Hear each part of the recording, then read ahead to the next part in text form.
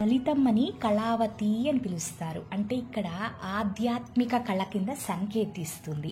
ఈ ఆధ్యాత్మిక కళ దైవ లోకానికి చేరువయ్యేటట్టు చేస్తుందండి. సహజంగా మనుషులందరూ కూడా రకరకాల కళలు వాళ్ళ స్వలాభం కోసం చేసుకుంటారు.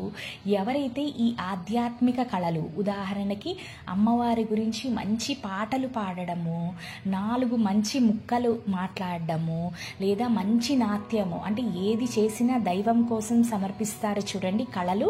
అలాంటి కళలు చేసేవారు లలితమ్మకి చాలా చేరువవుతారు.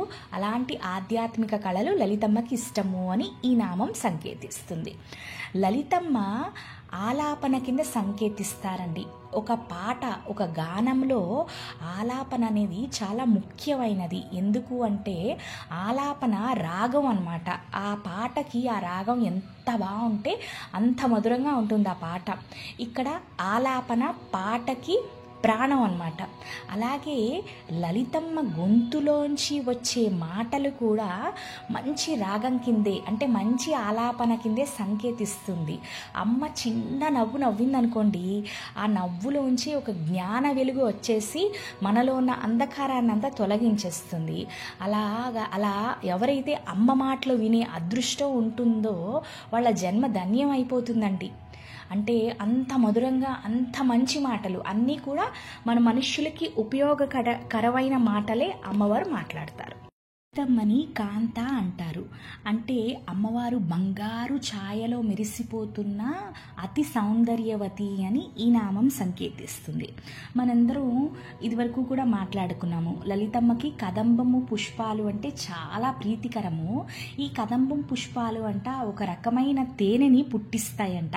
ఆ తేనె అనేది అమ్మవారికి చాలా ప్రీతికరము అని ఈ నామం సంకేతిస్తుంది. లలితమ్మని వరద అని పిలుస్తారు. అంటే అమ్మవారు వరాలిచ్చే శ్రీ వరమహాలక్ష్మి అని సంకేతిస్తుంది.